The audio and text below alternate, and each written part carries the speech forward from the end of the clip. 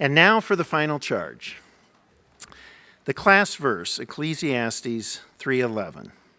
He has made everything beautiful in its time. He has set eternity in the human heart. Yet no one can fathom what God has done from beginning to end. We live today with a very conscious sense of time. But God has placed in our heart a longing for eternity, a longing for lasting permanence, of a hope that love will endure, that affliction will never return, and that our lives can have a sense of permanence and peace. The preacher of Ecclesiastes enumerates all the vicissitudes of life that we might face, of prosperity and adversity, of construction and destruction, of society and solitude. Often when we reflect on the hardships of life, it is easy to give up and give in. But we discover the deepest meaning in life when we persevere. 3 years ago, we welcomed David Brooks to campus. He was in the midst of finishing his book, The Road to Character. And that morning, he outlined in his commencement address the difference between the resume virtues and the eulogy virtues.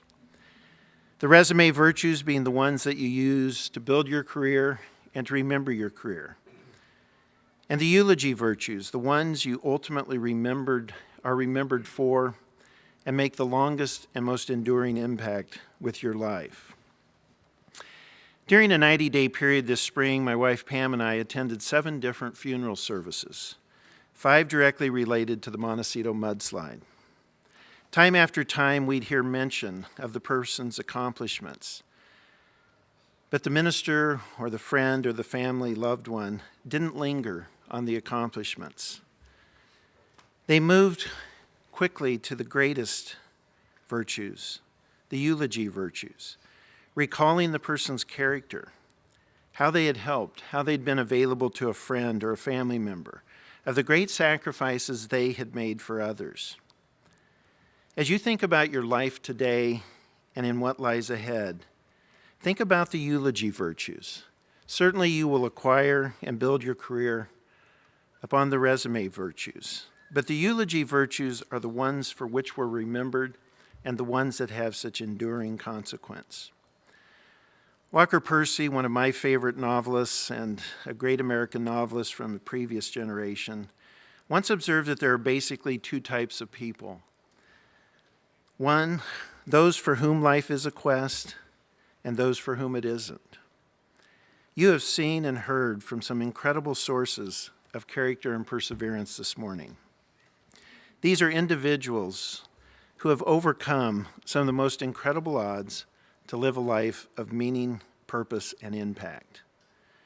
It is true that God has put eternity in our hearts, but it is also true that we live day by day. And as we live our daily existence, we catch glimpses of God at work in our life and in our world. But as we catch these glimpses of God, we have to learn how to look. My hope for you, the class of 2018, is that you will learn how to see God at work in all aspects of your life, and that your life work will be one that brings honor and glory to Him. You undoubtedly will face challenges. But as you face these challenges, it's my additional hope that you will lean into them, that you'll learn how to self-correct, and that you will make a contribution that endures.